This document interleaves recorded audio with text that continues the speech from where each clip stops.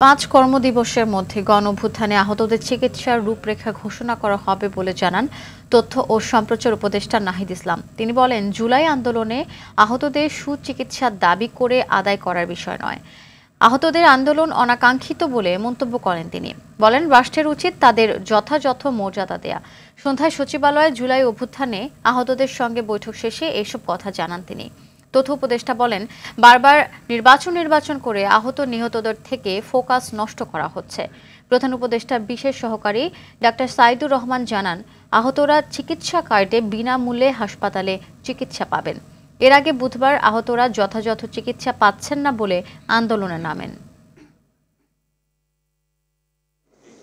এখনো আহতরা বেডে পড়ে আছে, এখনো শহীদ পরিবাররা তাদের আজকে পর্যন্ত শহীদ হচ্ছে।